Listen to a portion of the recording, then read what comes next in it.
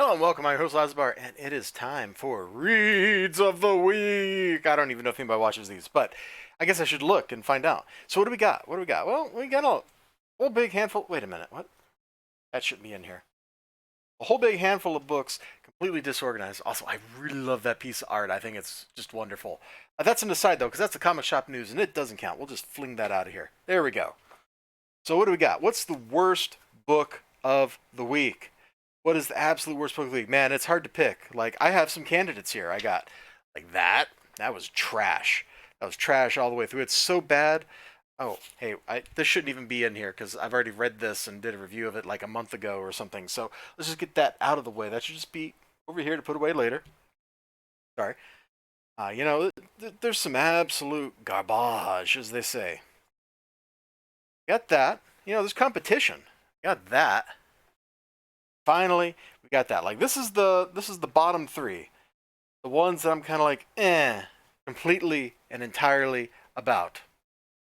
And what order to put them in? I think this one has to be first. Like, this is so bad, I might do a separate review of it. Literally nothing happens in this book, and it's from. It's just bad. That's all I can say about it, man. Have you ever read something where it's just like this has no value? Because that's this book. It literally has no value. It's boring. Nothing interesting happens, and whatever. We'll just put that over here. Great, great. Then I think I got to do Mania, man. Number one, there's some weird stuff in it that doesn't make one lick of sense. Number two, art doesn't look like it belongs in a Marvel book, much less a book with Venom or Spider-Man or something. What do I mean by that? Well, if you haven't read my review, and you really should, just look at this. Does this look like a book about Venom?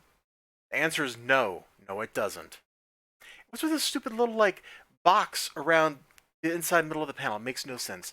This is garbage. This isn't even worth the dollar I paid for it. Then we got this. Review for this should have went up yesterday evening, I think.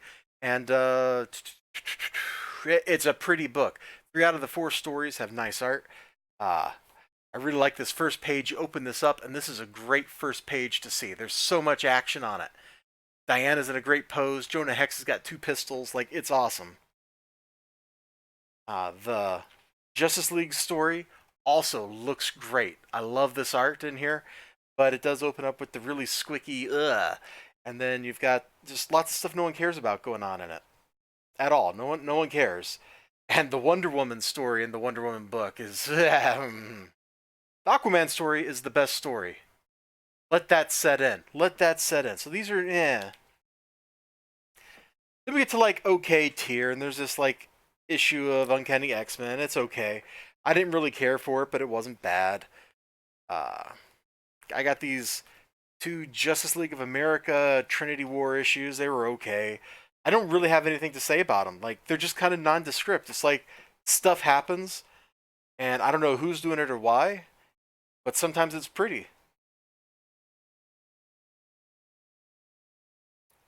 I did like the way that dude looked right there.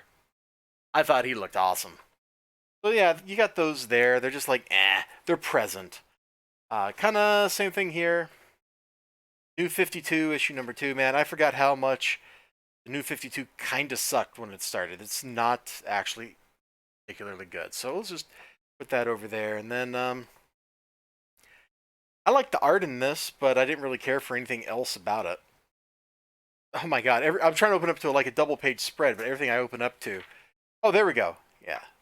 It's nice art. Whilce Portacio, and I hope I pronounced his name right. Pretty good artist. Very 90s. I liked the way the book looked, and that was all. So that's also in the it's okay. And we're not really ranking these according to like how good they are, because I don't think it matters. Like, this is the pack. Here, let's get the bad out of here. Let's get these 3 bad books out of here. And here's just kind of like the pack. You got to throw in Aliens Rescue. Nothing happens in the book. In the entire book, nothing happens. Everything that happens in this can be summarized in like 3 pages right before we get to the actual story. But it does have pretty good interior art. Facial expressions superb. And this cover, mega dope. We'll put that on top of the okay. That's like just under the it's pretty good section. All right? All right. What else we got? Wow, I can't believe Livewire made it here, but it's like the worst of the good books. That's a pretty good spot to be in if you think about it. It was pretty satisfying, except it wrapped up too quickly. The art has been pretty good. I like the really strange coloring scheme, even though it is really strange. What else? Yeah, there it is, number 4. Star Trek, the Q Conflict, number 6. This would probably be higher, but it's got that weird art that I've talked about every time I've reviewed this series. The artists, I should say. Anytime they're focusing on one face, it looks pretty good. As soon as we zoom out of the action and things are in the distance, you can't really tell who people are. Although there was only one time in this whole book that I had no idea who somebody was. So it's got that going for it. Man, that's just good. We're going into great. Are you ready for greatness? I'm ready for greatness. I'm ready to show you greatness. This book was crazy. This was so crazy. You got all these dudes and they're holding Venom in a prison made to hold him without his symbiote, but they're still treating him like he has all this super strength. There's a reporter from the Daily Bugle showing up. We get a recap about the character. Just absolute insanity. And then symbiotes fighting everybody. This is like, by the time you get done with this, your head's spinning from all the crazy action that happened. What's number 2? Justice League Dark number 13. This might have been number 1, but nothing really happens in the book. It's all conversation.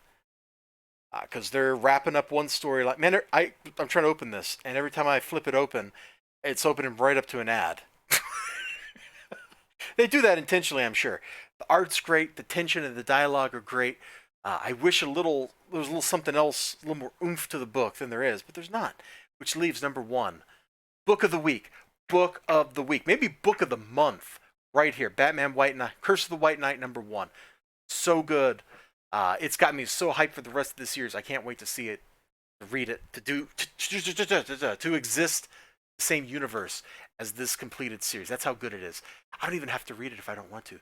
Just knowing that it exists makes me feel better. John Gordon Murphy is a beast. And that's it. I haven't put together my shopping list for what I'm going to get this Wednesday, which should be later this day when I do my stream. So I don't know what I'm going to buy, so I got no potential pickups. But there you go. That is the top 5 and a bunch of junk that I read, including a lot of old issues like this Captain America crap that was just absolutely worthless. Well, have a great day. Remember to like, comment, and subscribe. I'll see you next time. And, if you've read something really awesome this week, let me know in the comments down below, man. I want to know about it because I'm always looking to pick up cool stuff, Bye-bye.